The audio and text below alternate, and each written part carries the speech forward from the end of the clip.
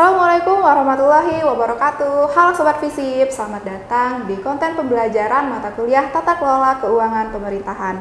Perkenalkan, saya Hairi Rahmi, dosen pengampu di mata kuliah Tata Kelola Keuangan Pemerintahan, jurusan Ilmu Pemerintahan.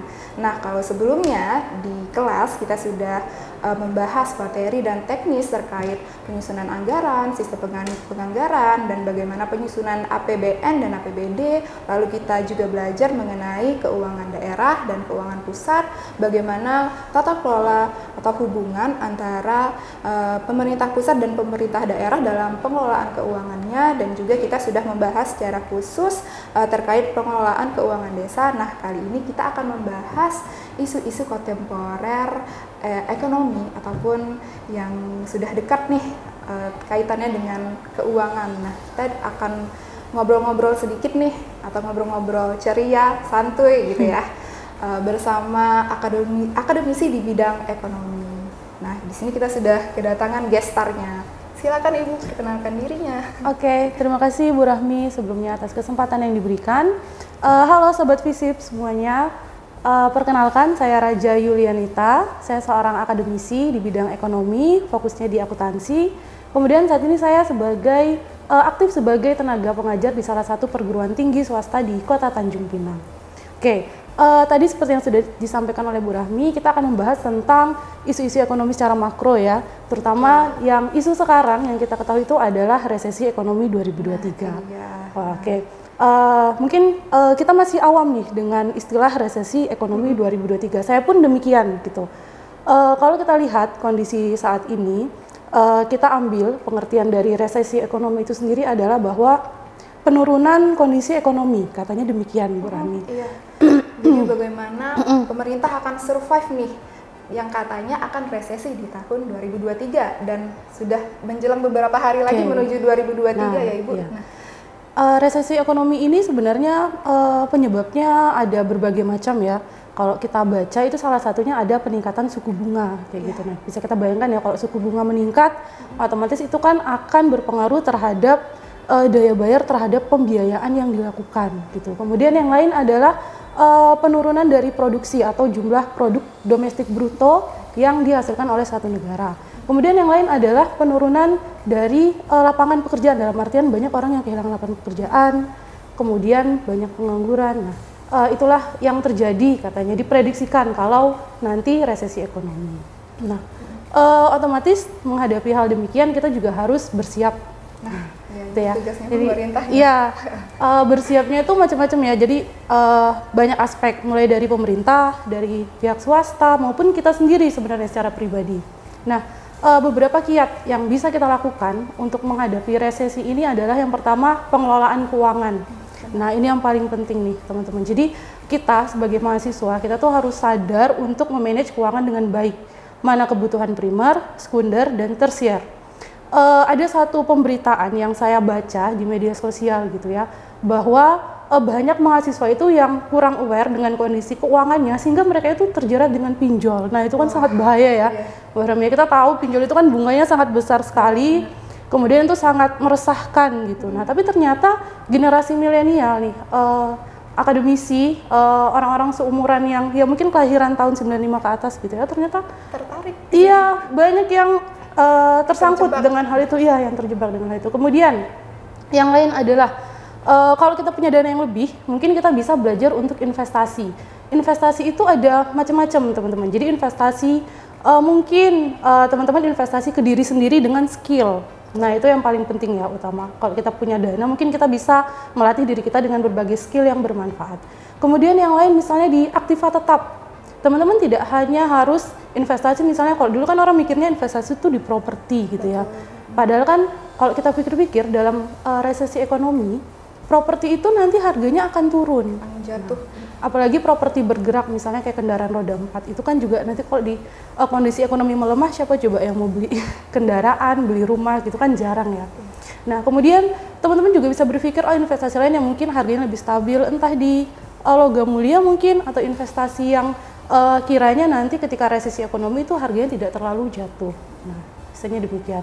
Kemudian hal lain teman-teman bisa berpikir untuk mencari tambahan income lain. Nah, tadi kaitannya dengan skill ya. Iya. Kalau kita mengisi diri kita dengan skill, misalnya kita jago nih buat menjadi content creator, kita jago untuk copywriter ya atau apa gitu namanya. Jadi kita jago nulis gitu. Kemudian kita jago untuk memasarkan satu produk. Nah, itu kan bisa jadi nanti ketika kondisi ekonomi melemah, kemudian dari satu pekerjaan kita rasa tidak cukup untuk memenuhi kebutuhan, kita punya keahlian lain yang bisa kita komersilkan. Nah, kurang lebih seperti itu. Nah, berarti ini juga ada kaitannya dengan UMKM ya ini Bu ya? Nah, betul sekali karena Bu. ternyata setelah kita juga cari info-info nih, dan sekarang kan memang sudah berkembang ekonomi kreatif, apalagi yang katanya UMKM ini adalah sebenarnya sebagai penopang nomor 1 ekonomi di Indonesia. Nah, itu bagaimana itu Bu? Apakah bisa divalidasi? Iya, benar. Benar. Jadi UMKM ini adalah usaha yang cukup bertahan walaupun kondisi ekonomi ini kayaknya sedang melemah, terutama UMKM kalau yang di bidang kebutuhan sehari-hari ya, terutama teman-teman. Entah itu kebutuhan pokok seperti makanan, mungkin pakaian, mungkin tas, sandal dan segala macam gitu, hal-hal yang kecil. Itu yang mungkin sering kita tidak sadari. Kalau kondisi ekonomi melemah, biasanya kalau pengusaha besar itu kan mungkin banyak tanggung jawabnya. Kemudian ada pembiayaan dengan bunga yang harus mereka cicil misalnya, sehingga mereka kadang-kadang mungkin kebijakannya adalah dengan meng-cut jumlah dari karyawan itu sendiri. Nah, sedangkan UMKM ini dengan kebutuhan bahan pokok dan UMKM ini cenderung dia itu tidak terpengaruh dengan nilai dolar. Nah, karena dia kan menjual produknya dalam negeri, mengambil supplier atau bahan-bahan bakunya itu di dalam negeri sendiri, makanya rasanya mereka itu lebih survive gitu. Nah, kemudian UMKM ini juga menjadi salah satu yang paling banyak menyerap tenaga kerja. Nah, kurang lebih seperti itu. Iya. Lalu ini Bu, bagaimana Ibu melihat UMKM di Tanjung Pinang dan Batam ketika dibandingkan dengan UMKM yang lebih dulu meroket nih, yang ada di Yogyakarta dan di Bandung. Nah gitu, apa sih ciri khas spesifikasinya gitu antara UMKM yang ada di tempat kita dan juga yang ada di khususnya di Jogja dan di Bandung? Oh gitu ya, oke. Kalau spesifikasinya mungkin ini dari kondisi geografis itu sendiri ya. Kalau di daerah sana kan mungkin mereka banyaknya ke pengrajin kulit, mungkin kemudian mereka banyak memproduksi tas, kemudian sepatu, memproduksi baju gitu ya. Tapi kalau di daerah kita, kalau yang bisa saya rasakan sih, UMKM-nya itu banyak berkaitan dengan yang sering kita dengar nih istilahnya ada blue economy. Jadi memanfaatkan, memanfaatkan dari sumber daya alam khususnya di ekonomi kelautan. Nah, kurang lebih seperti itu. Banyak produk-produk makanan ringan, teman-teman kan tahu sendiri ya, kayak bilis gulung tuh enak banget ya, itu produk UMKM. Kemudian kerupuk, kerupuk gonggong, kemudian cenderamata, kerajinan-kerajinan dari biota-biota laut. Benar. Kemudian dari sisi budaya, teman-teman misalnya tanjak, itu kan sekarang banyak ya pengrajin tanjak itu dibuat gantungan kunci, dibuat souvenir, mulai dari yang ukuran asli sampai ukuran kecil itu kan ada. Jadi kalau dilihat mungkin ya dari segi geografisnya kita punya ciri khas sendiri untuk UMKM-nya. Gitu. Selain itu nih teman-teman, di Tanjung Pinang juga kayaknya nggak kalah nih dari kulinernya gitu. UMKM kulinernya kan juga kita di sini melihat kreatif-kreatif loh, jual minuman, jual makanan gitu juga. Tidak sulit untuk kita mencari itu gitu. Mungkin itu Bu Rahmi. Iya, terima kasih Ibu. Ini juga berkaitan dengan selain ada blue economy juga ada green economy yang berkelanjutan, tapi juga UMKM-nya harus ramah lingkungan nih katanya. Benar. Karena kan di laut itu juga banyak limbah ya, sebenarnya itu masih banyak manfaatnya yang bisa kita buat menjadi suatu produk begitu. Nah ini Bu, ini pertanyaan yang intinya dan krusial ini. Bagaimana menurut pandangan Ibu, ini kita bisa lihat dari kacamata masyarakat sebagai pengawas dalam pengelolaan keuangan ini, dari mulai tahap perencanaannya, pelaksanaannya, lalu tahap laporan dan evaluasi. Nah, atau bagaimana ini dalam proses auditnya, dari mungkin Ibu bisa melihat atau menjelaskan dari akuntansi sektor publiknya, bagaimana pengelolaan keuangan oleh pemerintah di daerah kita.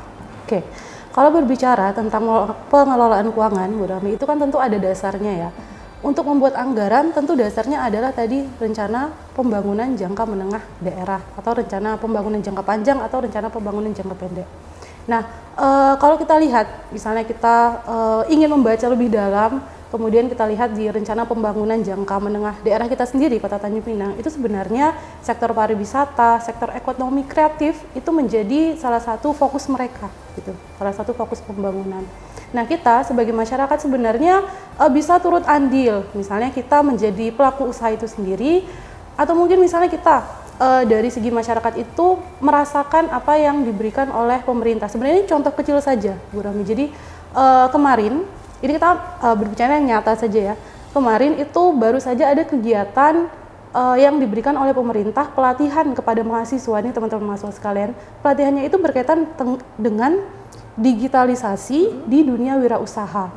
Nah, ini pesertanya dari beberapa perguruan tinggi yang ada di Kota Tanjung Pinang. Nah, saya rasa itu adalah salah satu langkah pemerintah untuk mengalokasikan anggaran sesuai dengan tujuan tadi, membangun ekonomi kreatif, kemudian menunjang juga pariwisata nantinya. Nah, itu salah satunya. Kemudian yang lain tentu kita sering mendengar juga ada bantuan UMKM yang diberikan kepada para pelaku usaha kecil. Nah, itu juga tidak bisa dipungkiri bahwa itu adalah wujud pemerintah untuk membantu kelangsungan dari UMKM itu sendiri. Kalau dari segi pengawasannya ya tentu ya mereka melaksanakan juga audit keuangan tentang program-program yang sudah dilakukan. Jadi kalau di pemerintahan itu kan indikatornya tidak hanya cukup sampai program telah terlaksana. Tapi kan kita harus melihat juga program telah terlaksana kemudian dampaknya bagaimana.